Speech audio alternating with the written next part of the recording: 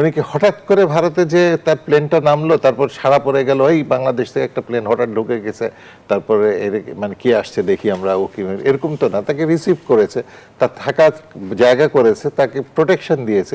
সুতরাং সবকিছু উনি ভেবে চিন্তেই ওখানে গেছেন এবং সমঝোতার ভিত্তিতেই তাকে সেখানে নেওয়া হয়েছে। করিডোর প্রথমত তো চীনের স্বার্থ রক্ষা করবে নিঃসন্দেহে, কিন্তু বাংলাদেশের একটা স্বার্থ এখানে আদায় করে নেওয়ার মতো সুযোগ আছে। চীনকে আসতে দিব না, বিনিময়ে তুমি আমাকে দিবে, ঠিক আছে, চীনের করিডোরের প্রস্তাব আছে, আমি দিলাম না, তার বিনিময়ে আমি কি পাবো তোমার কাছে সেটা বলো আমাকে। এখানে তিস্তার পানির বিষয় আছে, সে এখানে পদ্মার পানির বিষয় আছে, গোমতীর পানির বিষয় আছে। রোহিঙ্গা নেগোশিয়েট করবে, রোহিঙ্গা তো ওই দেশে তো বিদ্রোহী গ্রুপ 50টা নেগোশিয়েট করবে। অবশ্য চীনের সব জায়গায় সম্পর্ক আছে।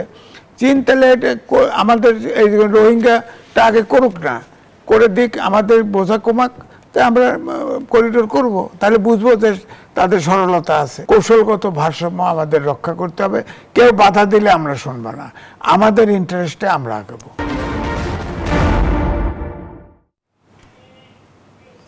বাংলাদেশের রাজনীতি এখন শুধু দেশের ভেতরের সমীকরণে সীমাবদ্ধ নয়, বরং আন্তর্জাতিক কূটনীতির কেন্দ্রবিন্দুতে পরিণত হয়েছে। একদিকে চীনের সঙ্গে সম্পর্ক আরও গভীর করার বার্তা দিচ্ছে সরকার। প্রযুক্তি, বিনিয়োগ, অবকাঠামো, জ্বালানি ও বাণিজ্যে বেজিংকে দীর্ঘমেয়াদী অংশীদার হিসেবে দেখার কথা বলছেন নীতি নির্ধারকরা। একই সঙ্গে ভারত যুক্তরাষ্ট্রের সঙ্গে ভারসাম্যপূর্ণ সম্পর্ক বজায় রাখার কথা বলা হচ্ছে। অন্যদিকে শেখ হাসিনার সম্ভাব্য দেশে ফেরা, ভারতের প্রত্যর্পণ প্রক্রিয়া, দিল্লির কৌশলগত অবস্থান এবং বাংলাদেশের বিচারিক ও রাজনৈতিক বাস্তবতায় নতুন প্রশ্ন তৈরি করেছে। ভারত কি কেবল আইনি প্রক্রিয়া অনুসরণ করছে, নাকি বৃহত্তর ভূ রাজনৈতিক হিসাবও কাজ করছে? চীনের সঙ্গে ঘনিষ্ঠতা কি ভারতের উদ্বেগ বাড়াবে? যুক্তরাষ্ট্রের অবস্থান কি হবে? আর এই বৈশ্বিক শক্তির প্রতিযোগিতার মধ্যে বাংলাদেশের জাতীয় স্বার্থ কিভাবে রক্ষা করা সম্ভব? আজকের আলোচনায় আমরা জানার চেষ্টা করব, বাংলাদেশ কি ভারসাম্যপূর্ণ পররাষ্ট্রনীতির পথে এগোচ্ছে, নাকি নতুন কোনো ভূ রাজনৈতিক বলয়ের দিকে ঝুঁকছে? বৈশ্বিক সম্পর্ক কি উন্নয়নের সুযোগ এনে দেবে, নাকি দেশের অভ্যন্তরীণ রাজনীতিকে আরও জটিল করে তুলবে? দর্শক, আমি ফারনাজ জুই, সবাইকে আমন্ত্রণ জানিয়ে শুরু করছি নিউজ 24 এর নিয়মিত আয়োজন জনতন্ত্র গণতন্ত্র। নিবেদন করছে আরআইসির স্টিল। বৈশ্বিক সম্পর্ক ও আমাদের রাজনীতি এই শিরোনামে আজকের আলোচনায় এগিয়ে নিতে স্টুডিওতে আছেন দুজন সম্মানিত অতিথি। চলুন একে একে পরিচিত হই। আমার ডান দিক থেকে পরিচয় পর্ব শুরু করছি। আছেন অবসরপ্রাপ্ত মেজর ডক্টর নাসির উদ্দিন আহমেদ, রাজনীতি ও নিরাপত্তা বিশ্লেষক। আমার সর্বডানে আছেন এম এ আজিজ, সিনিয়র সাংবাদিক। দুজনকেই স্বাগত জানাচ্ছি আজকের আলোচনায়। জনাব এম এ আজিজ, যেমনটি বিএনপি মহাসচিব মির্জা ফখরুল ইসলাম আলমগীর বলেছেন, বাংলাদেশের স্বার্থে চীনের সঙ্গে সম্পর্ক আরও দৃঢ় করা প্রয়োজন। অর্থনৈতিক উন্নয়ন, প্রযুক্তি হস্তান্তর, বিনিয়োগ ও কর্মসংস্থানের প্রয়োজনে বাংলাদেশ চায় চীনের মতো একটা শক্তি পাশে থাকুক। এই যে চীনের প্রতি যে বার্তা, সেটি আসলে ভূ রাজনীতিতে কি বার্তা দিল? ধন্যবাদ আপনাকে। ধন্যবাদ নাসির ভাইকে এবং দর্শক শ্রোতা। মির্জা ফখরুল ইসলাম আলমগীর পলিটিশিয়ান, বড় একটি দলের তিনি সাধারণ সম্পাদক এবং তিনি এলজিআরডি মিনিস্টার। তিনি যেভাবে পয়েন্ট ব্ল্যাঙ্ক বলেছেন, আমি মনে করি বাংলাদেশ কিন্তু একরকম ভূ রাজনীতি, আমি লিখেছিও, ভূ রাজনীতির চক্করে বাংলাদেশ এখন। আবার প্রথমে লিখেছিলাম ভূ রাজনীতির ফাঁদে বাংলাদেশ। এখন কিন্তু আপনি ধরেন চীনের সাথে যুক্তরাষ্ট্রের ডাইরেক্ট ইনভেস্টমেন্ট বাংলাদেশে এখনও বেশি। যুক্তরাষ্ট্রে আমরা গার্মেন্টস এক্সপোর্ট করি সবচেয়ে বেশি। গার্মেন্টসের 80% এক্সপোর্ট বিদেশেই করি, তার ভিতরে যুক্তরাষ্ট্রই সিংহভাগ যায়। এখন ধরেন চীন যদি বাণিজ্য গ্যাপ বলেন, আমেরিকার সাথেও চীনের দূরত্ব বেশি। কিন্তু ভারতের সাথে অন্তর্বর্তীকালীন সরকারের সময় যে টানাপোড়েনটা তৈরি হয়েছিল, সেই টানাপোড়েনটা কিন্তু এখনো আছে, পুরোপুরি ওঠে নাই। শুধু বরঞ্চ আমাদের প্রধানমন্ত্রী যখন চীনে ভিজিট করতে যায়, তখন হঠাৎ করে দেখা গেল যে ভিসাটা চালু হয়ে গেছে। আর হ্যাংলা বাংলাদেশি আপনার মালয়েশিয়া আছে, চীন হসপিটাল করছে, থাইল্যান্ড আছে, লাখ লাখ লোক যা লাইন ধরছে, ভিসা নিয়ে চলে গেছে। যাই হোক, আমার কথা হলো যে ভারত 3 দিক বেষ্টিত, তাদের সাথে সম্পর্ক আমাদের তো আছে। সেটা আমার মনে হয় সরকার আমাদের সরকার কেন্দ্রীয় সরকারের সাথে আলোচনা করে এটা সমাধান করবে। তেমনি চীনের সাথেও আমাদের তো কৌশলগত আপনার ভারসাম্যপূর্ণ সম্পর্ক সবার সাথে থাকতে হবে। আমাদের পলিসি, পররাষ্ট্রনীতি তাই ছিল, সবার সাথে সম্পর্ক, কারোর সাথে শত্রুতা না। তো সেই ক্ষেত্রে আমরা একদিকে হলে পড়বো কেন? যার সাথে আমার সবার আগে বাংলাদেশ, এখন বর্তমান চীনের সাথে সরকারের স্লোগান সম্পর্ক না? গভীর হলে ভারতের উদ্বেগ বাড়বে কি? বাড়তে পারে, কারণ তিস্তা মহাপরিকল্পনা যদি হয়, ভারত তাতে উদ্যোগ হবে না? পদ্মা যদি মহাপরিকল্পনা হয়, উদ্যোগ হবে না? আর নীলফামারী যদি ইন্টারন্যাশনাল এয়ারপোর্ট হয়, তাহলে তার চিকেন নেকের কাছাকাছি হয় না? তো এগুলো তো উদ্বেগের বিষয় আছে।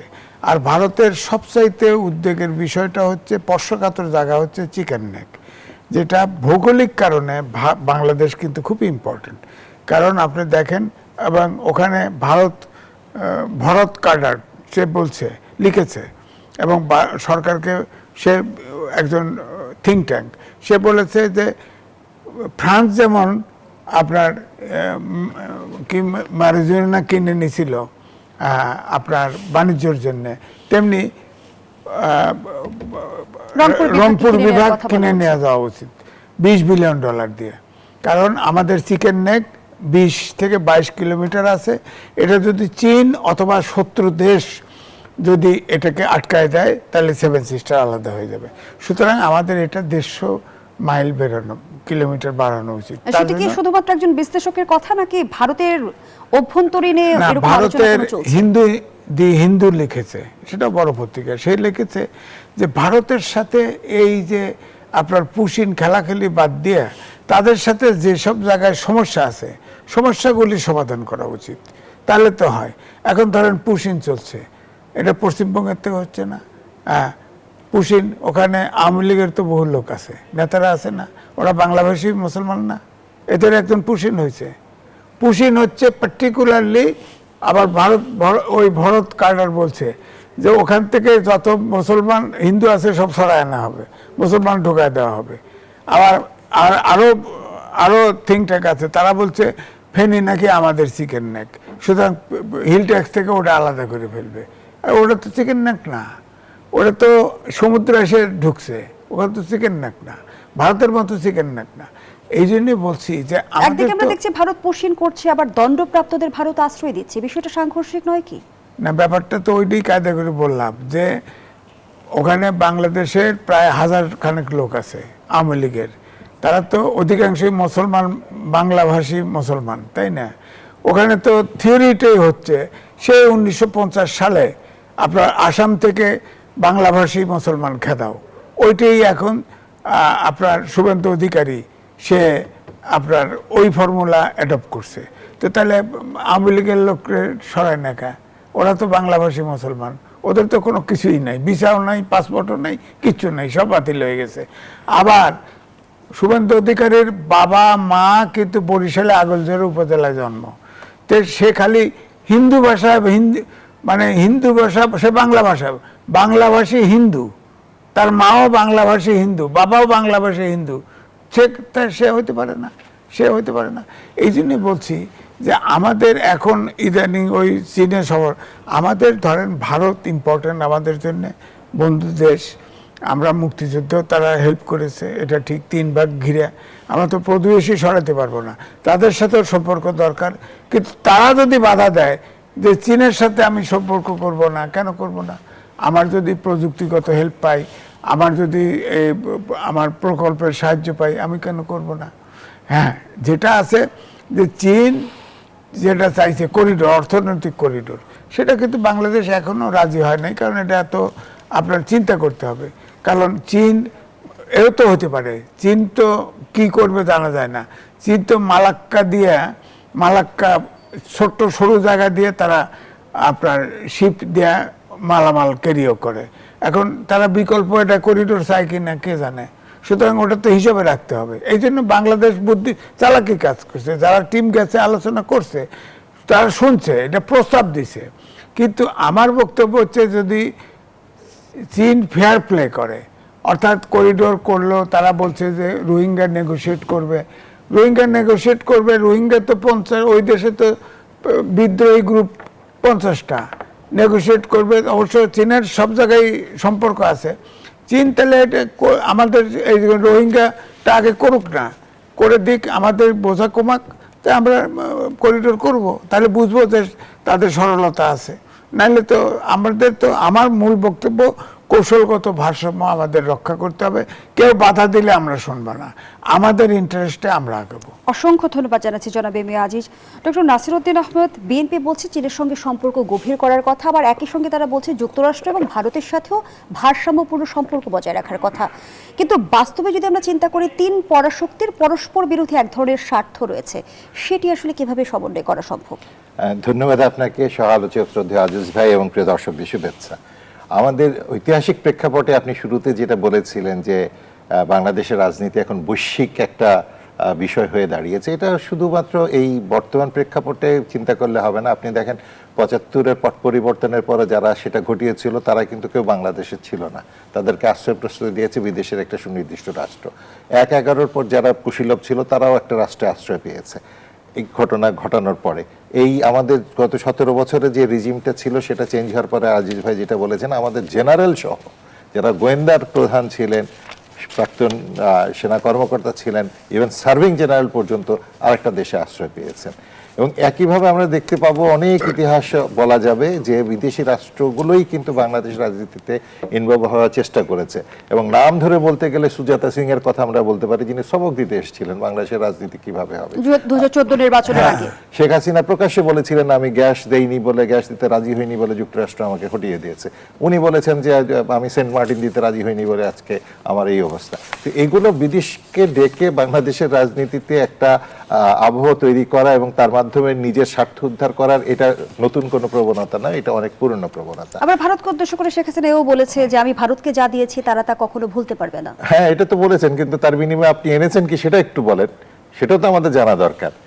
সেটা জানা দরকার না, আমরা আমাদের ভিতর দিয়ে ট্রানজিট দিলাম, কিন্তু আমরা কি নেপাল যেতে পেরেছি আমাদের গাড়িগুলো নিয়ে?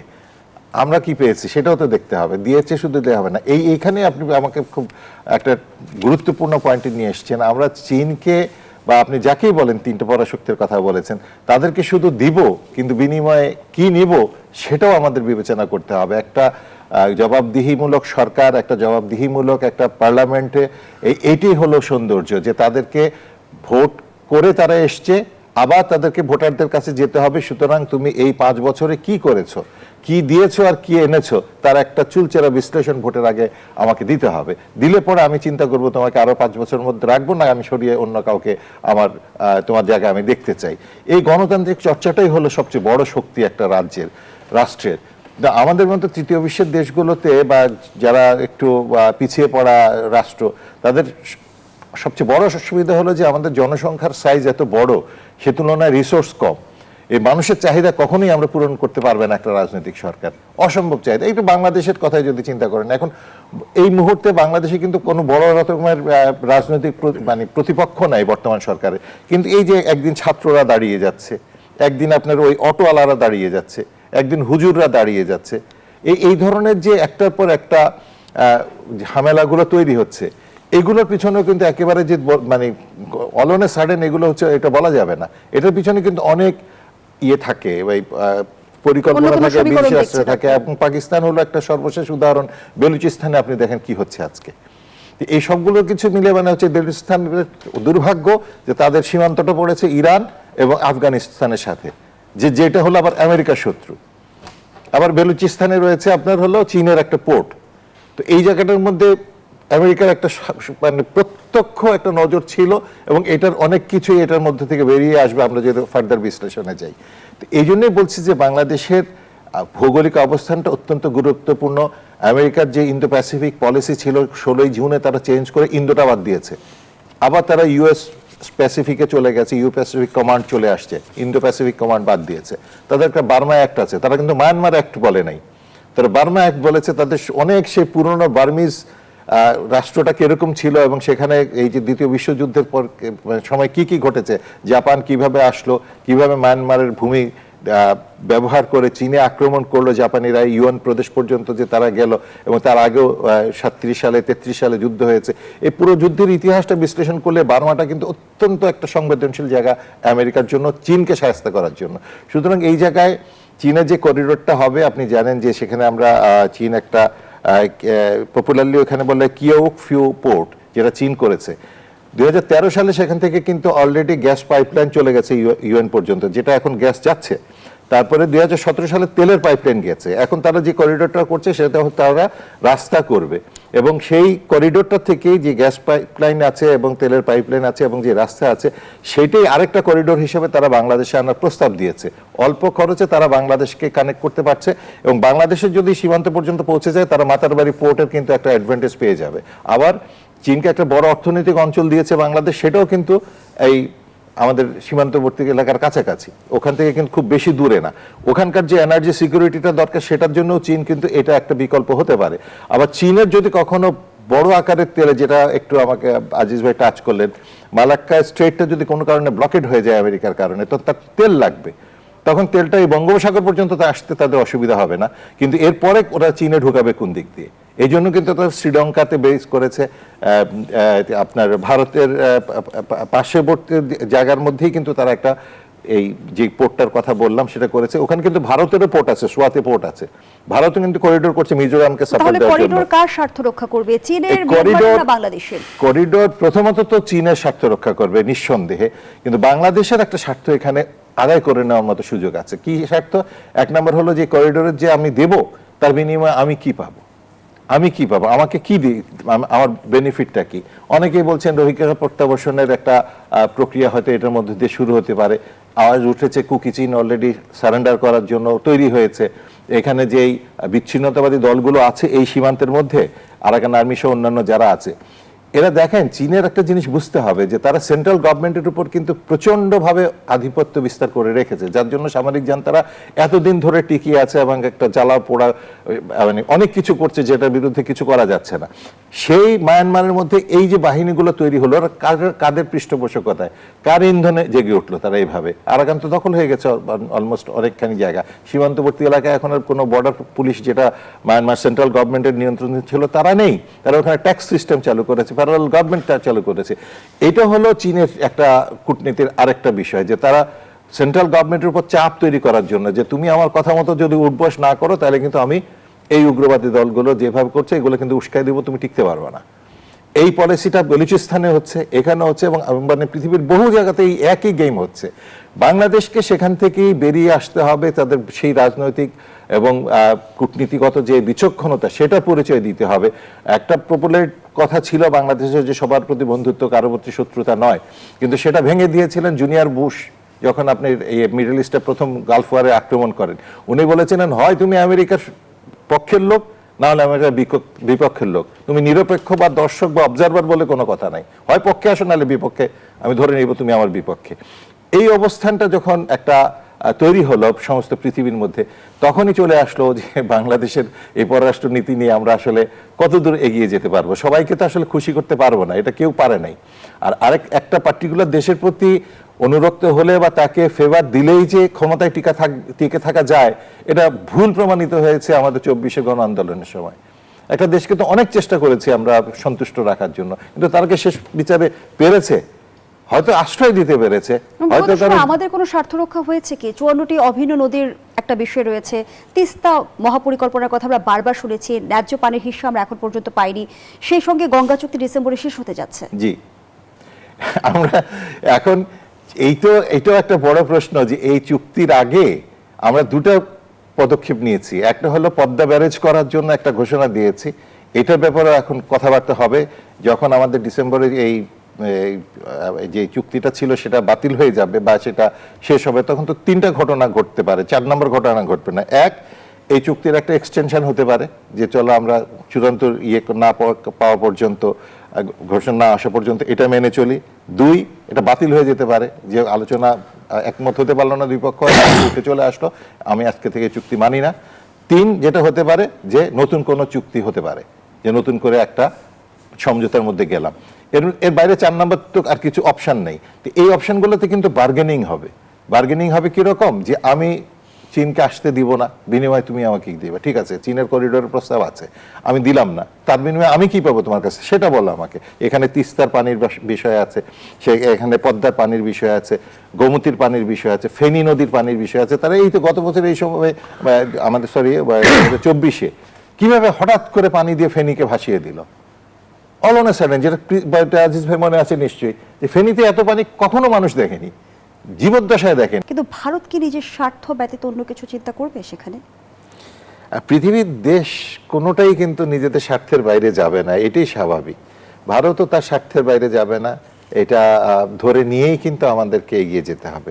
তবে যেটা এখানে প্রাসঙ্গিক সেটা হলো যে ভারতের কিছু দুর্বলতা আছে, সেই দুর্বলতাগুলোকে চিহ্নিত করে আমাদেরকে সেই দিক থেকে একটা রোড ম্যাপ করতে হবে। যেহেতু তার এই দুর্বলতাটুকু আছে, সেহেতু আমি ভারতের কাছ থেকে কি আদায় করে নিব এবং কিভাবে আদায় করে নিব। ভারতের থেকে এখানে এখন আমাদের নেয়ার মতো সবচেয়ে বড় যে জিনিসটা আছে সেটা হলো, প্রথমত হচ্ছে যদি মানে বস্তুগত বিষয় বলি তাহলে হলো পানি। পানির অপর নাম জীবন। আমাদের কৃষি, আমাদের অর্থনীতি, আমাদের পরিবেশ, আমাদের মানব জীবন যেটা উত্তরাঞ্চল এবং নদীবাহী অববাহিকা অঞ্চলে, সেটা পানি নির্ভর। সুতরাং এই পানিটা আমরা কি করে ভারতের কাছ থেকে নিশ্চিত একটা যোগান পেতে পারি? হ্যাঁ, ভারতের অভ্যন্তরীণ রাজনীতি এবং মমতা ব্যানার্জি যেটা বলেছেন, এটা তার পক্ষে তার রাজনৈতিক চেয়ারে বসে বলা স্বাভাবিক, যে আগে পশ্চিমবঙ্গের মানুষ পানি পাবে, তারপর অন্য কেউ পাবে কিনা সেটা বিবেচ্য বিষয় আসবে। কিন্তু আপনি একই সুরে যখন একজন রাষ্ট্রদূত বলেন যে একই আকাশ একই বাতাস, কিন্তু নদীটা এক না, এটা তো হলো বিপরীতমুখী কথা। আপনি যদি এক আকাশ এক বাতাস কথার বলেন, যেটা প্রকৃতি প্রদত্ত, নদীর পানিও তো প্রকৃতি প্রদত্ত। তো সুতরাং এই পানিটা যতটুকুই আসে সেটা আপনি আপনার হিস্সা নেন, আমাকে আমার হিস্সা মতো দিয়ে দেন। এই জন্যই তো ফারাক্কা চুক্তি হয়েছিল। কিন্তু আপনি সেই চুক্তির কাছাকাছিও যাবেন না, আপনি আপনার ইচ্ছা মতো পানিটা রাখবেন, তারপর দয়া পরবশত আমাকে কিছু করবেন, কিন্তু নামে একটা চুক্তি থাকবে। এইটা তো প্রত্যাশিত না। ভারত আসলে বাংলাদেশের সাথে অমীমাংসিত ইস্যুগুলোর সমাধান করতে কতটা আন্তরিক?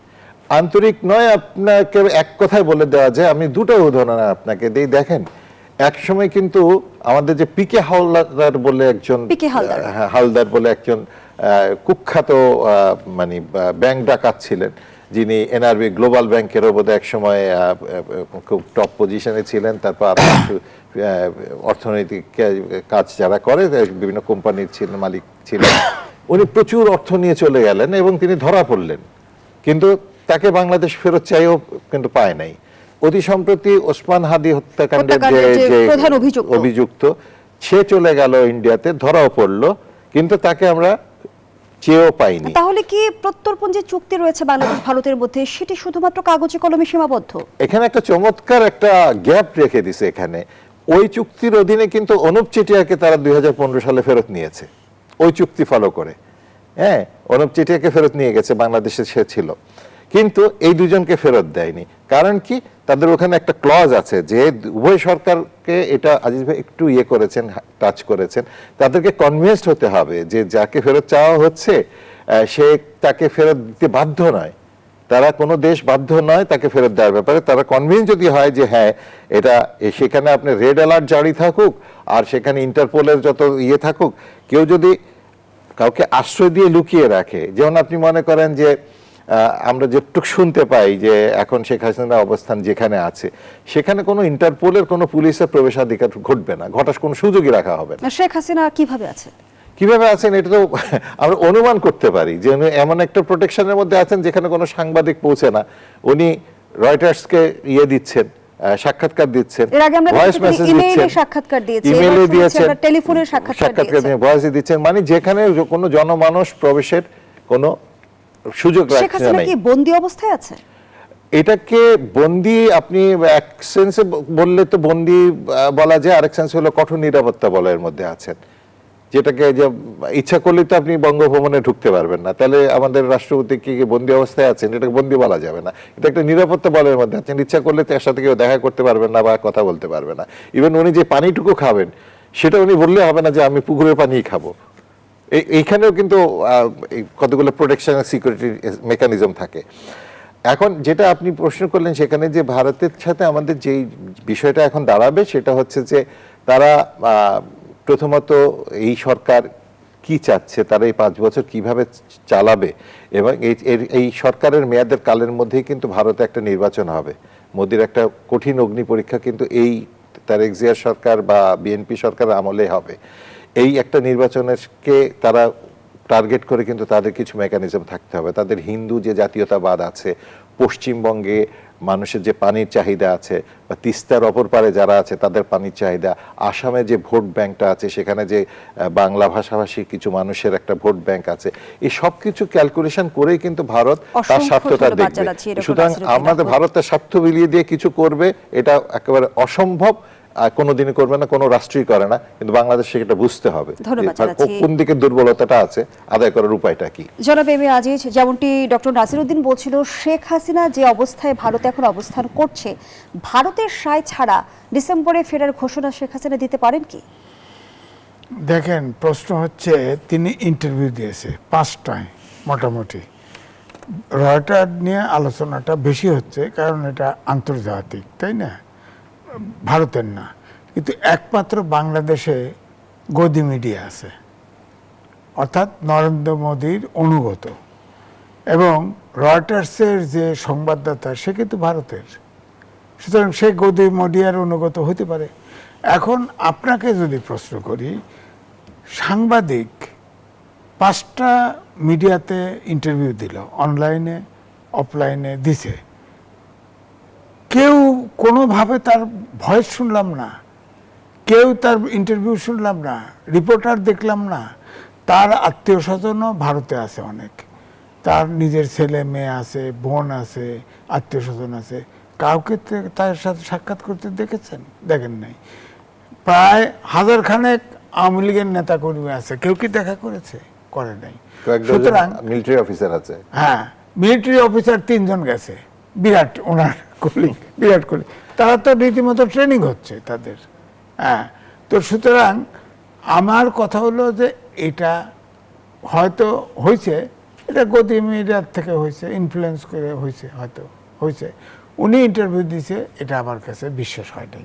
কারণ অ্যাজ এ সাংবাদিক, ধরেন বহু বছর আছি তো, 48 বছর, এভাবে কোনো ইন্টারভিউ হয় না। হ্যাঁ, তাহলে সাক্ষাৎকার কে দিল? গদি মিডিয়া দিয়েছে, গদি মিডিয়া ইনফ্লুয়েন্স করে।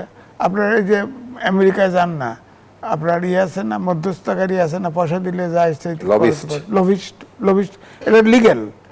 হ্যাঁ, হয়তো ভারতে ওইটা গদি মিডিয়া আছে একটা, ওরকমই করছে, হয়তো করছে।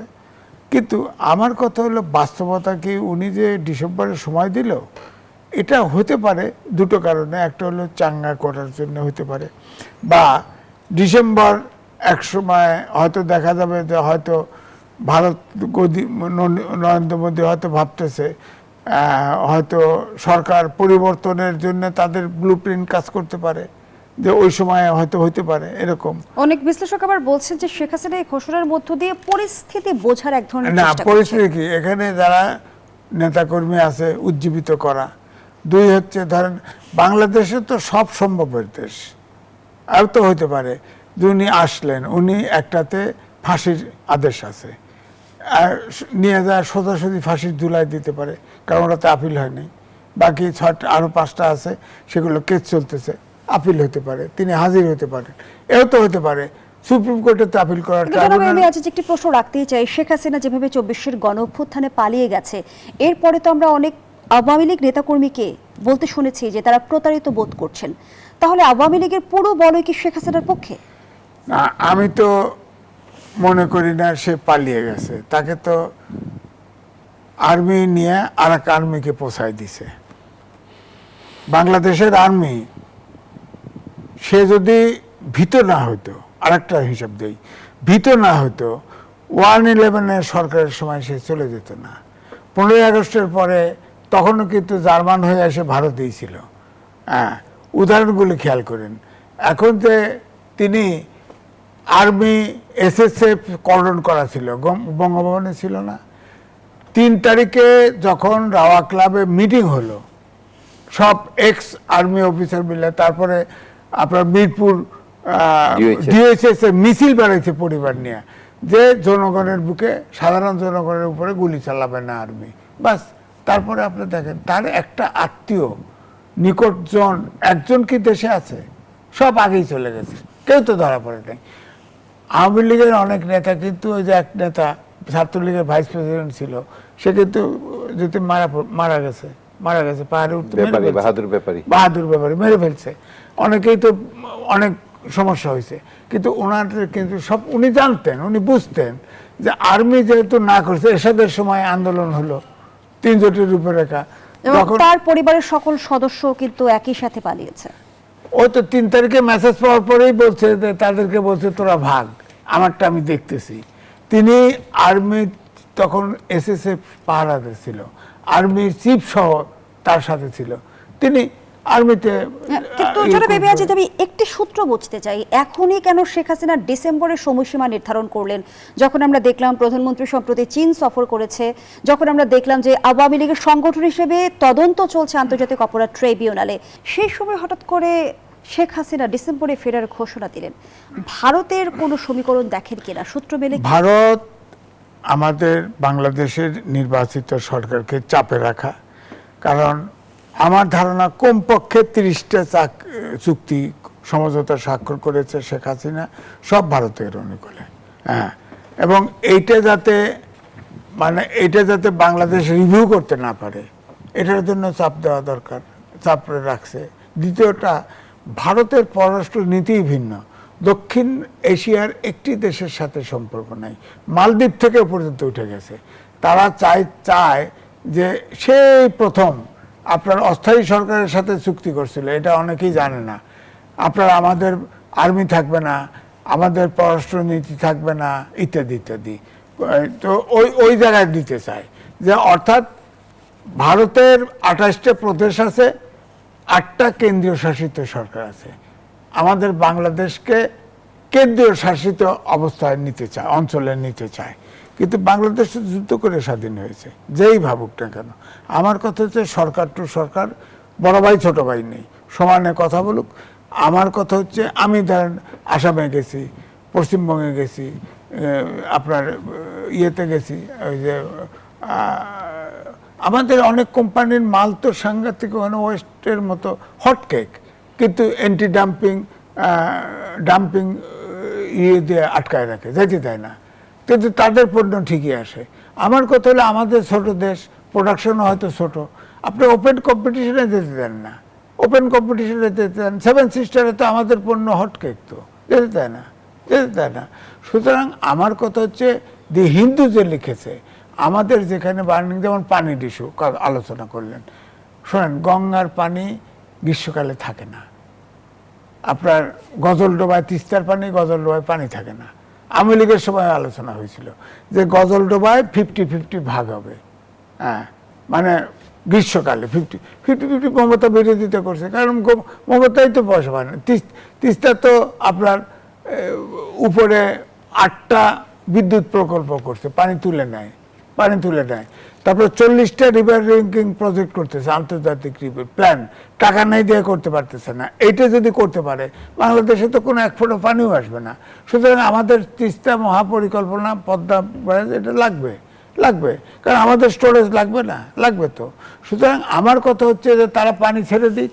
আন্তর্জাতিক নদী, জাতিসংঘের সনদ অনুস্বাক্ষরকারী ভারত, বাংলাদেশ, হেলসিঙ্কি মিটিংয়ের সিদ্ধান্ত আছে, আন্তর্জাতিক আইন মেনে আমাদের যত অর্থাৎ আমাদের দেশে যত নদী পড়ে গেছে, 55টা নদী আছে, এটা পানি ছেড়ে দিক।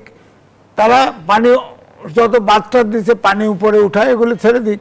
তিস্তার পানি তো আপনার গতি ছেড়ে দিক, গঙ্গার পানি আসতে দিক, আমাদের ব্যারেজ করার দরকার নেই, সহজ কথা। আর আপনি যদি পানি আটকান, তাহলে তো আমার কি প্রাণী বাস করবে না বাংলাদেশে? বাধ্য যা করতে হয় করবো আমরা।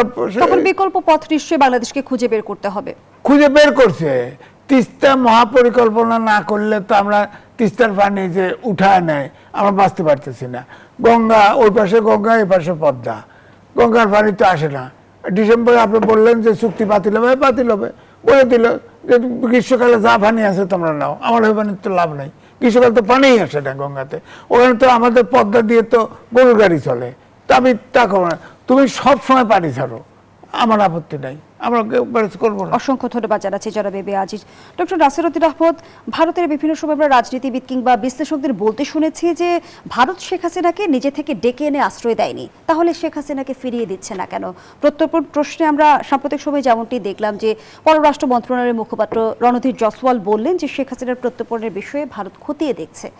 এই যে ভারতের নীরবতা, সেটা কি কৌশলগত নীরবতা নাকি এর পেছনে অন্য কোনো সমীকরণ রয়েছে? সমীকরণ তো অবশ্যই আছে। আপনি দেখেন শেখ হাসিনার যাওয়ার জন্য কি আর কোনো দেশ ছিল না? উনি কি আশ্রয় নিতে পারতেন না অন্য কোনো দেশে?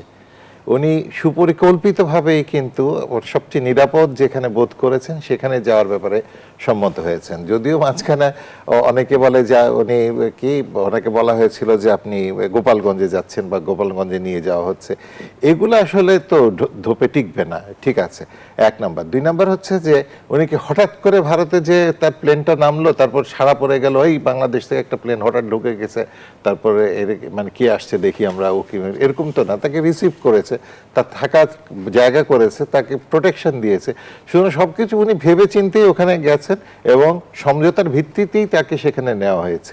এবং ভবিষ্যতে হয়তো আমি জানি না ততদিন পর্যন্ত আমি বেঁচে থাকবো কিনা, এইগুলোর প্রশ্নের উত্তর একজন বিশ্লেষক নিশ্চয়ই কোনো গবেষকরা বের করবেন যে এইটা আসলে ঘটনাটা কি ঘটেছিল। এইভাবে তো আসলে একটা দেশ থেকে হঠাৎ করে আরেকটা দেশে প্লেন ঢুকতে পারে না। সেনাপ্রধানের বা সেনাবাহিনীর একটা চরম পর্যায়ে সিদ্ধান্ত বা সর্বোচ্চের সিদ্ধান্ত ব্যতীত সেনাবাহিনীর মিলিটারি এয়ারক্রাফট ফ্লাই করতে পারে না। এই সমস্ত বিষয়গুলো কে, কারা, কিভাবে, কার সাথে যোগাযোগ করে কিভাবে তাকে ওখানে পৌঁছে দেওয়া হলো, এই বিষয়গুলো একসময় না একসময় বের হবেই। একইভাবে শেখ হাসিনা ওখানে যে আছেন, কোন স্ট্যাটাসে আছেন, কেন আছেন, এবং তাকে ফিরিয়ে দেওয়ার ব্যাপারে আমাদের যেহেতু একটা, উনি এখন দণ্ডপ্রাপ্ত আসামি এবং আমাদের একটা উভয় পক্ষের মধ্যে একটা চুক্তি আছে যে দণ্ডপ্রাপ্ত আসামিকে আমরা ফেরত দিতে পারি। রেড অ্যালার্ট করলে আমাদের, যেহেতু উনি প্রকাশ্যে ঘোষণা দিয়েছেন উনি এখন আছেন, তাহলে সেখানে তো আপনার ইন্টারপোল বা আন্তর্জাতিক যে পুলিশি সংস্থা আছে তাদের পক্ষে তাকে খুঁজে বের করার কোনো বিষয়ই না। তাকে এটা অবস্থানটা উনি নিজেই জানিয়ে দিয়েছেন উনি কোথায় আছেন, ভারতীয় কর্তৃপক্ষ জানিয়েছে। এখন এই বিষয়গুলো হচ্ছে যে একটা আন্তর্জাতিক একটা গেম প্ল্যানের ভিতরে কিন্তু জিনিসটা চলে আসবে। আজিজ ভাই যেটা বলেছেন এবং আমি ওটার সাথে একমত যে উনি ডিসেম্বরে আসবেন, এটা একেবারে নিশ্চিতভাবে বলা ঠিক হবে না। কিন্তু আমি একটু আশঙ্কা করছি অন্য জায়গায়, যে দেখেন বাংলাদেশে যখন একটা স্থিতিশীলতা হয় তখন অস্থিতিশীল করার জন্য ভারত বিভিন্ন কায়দা কানুন করতে পারে। এবং বাংলাদেশে এটা আপনারা বিশ্বাস করুন আর না করুন, আমার একটা ব্যক্তিগত উপলব্ধির জায়গা, যে যখনই সরকার গঠন করে তার প্রথম একটা টার্গেট থাকে যে 5টা বছর আমি কিভাবে একটু শান্তিতে সময়টা কাটাতে পারি। সময় কাটানো শান্তিতে, উন্নয়ন ধারাবাহিক প্রক্রিয়া, এত মানুষ, এত ব্যবসায়ী, এত শিল্প উদ্যোক্তা, এত তরুণ প্রজন্ম, তারা এই দেশটাকে এগিয়ে নেওয়ার জন্য নানাভাবে করবে। আমাদের ভালো শিক্ষক আছে, আমাদের ভালো শিল্প উদ্যোক্তা আছে, বিভিন্ন ধরনের আছে। এটা হলো একটা কন্টিনিউয়াস প্রক্রিয়া, কিন্তু এটার জন্য দরকার একটা স্থিতিশীলতা। যে কোনো রাজনৈতিক দলের এটা প্রধান লক্ষ্য থাকে স্থিতিশীলতা। আর এই স্থিতিশীলতা নষ্ট করার জন্য 1 নম্বরে যে মানে ঘটনা ঘটাতে পারে সেটা হলো ভারত। সে যদি মনে করে এখানে ড্রাগস ঢুকাতে পারবে, সে যদি মনে করে অস্ত্র ঢুকাবে, তো ড্রাগ সব, কিন্তু প্রতিবেশী পরিবর্তনের সুযোগ তো বাংলাদেশের আসলে কি করণীয় যদি আমি এক লাইনে শুনতে চাই? বাংলাদেশের করণীয় একটাই হলো, সেটা যে আপনি শুধুমাত্র ভারতমুখী না হয়ে যখন আপনি চতুর্মুখী একটা অবস্থা নেবেন, এবং আমি একটু ইঙ্গিত দিয়েছিলাম যে ভারতের দুর্বলতা আছে, ভারতের যাতে 3টা ফ্রন্টে যুদ্ধ করতে না হয় সেজন্য বাংলাদেশকে সামরিকভাবে শক্তিশালী হতে দেখতে চায় না ভারত। আমি সামরিক বাহিনীর সদস্য হিসেবে বলছি, আমাদের সামরিক সক্ষমতাকে একদম চরম উৎকর্ষতায় নিয়ে যেতে হবে। আমাদের যে 16 লক্ষর মতো আমাদের মধ্যে আনসার ভিডিপি আছে, এদেরকে আপনি অস্ত্র দিয়ে আপনি শুধু 16 লক্ষ একটা সুদক্ষ বাহিনী তৈরি করে ফেলেন, এদেরকে একটু ট্রেনিং দিয়ে, ওটাতেই কিন্তু ভারতের ঘাম ঝরে যাবে। অনেকগুলো বিষয় আছে। ধন্যবাদ জানাচ্ছি জনাব এ বি আজিজ। আমরা আমাদের আয়োজনের একেবারেই শেষ পর্যায়ে, দর্শক, এখানেই শেষ করছি গণতন্ত্রের আজকের আয়োজন। ধন্যবাদ এতক্ষণ আমাদের সাথে থাকার জন্য।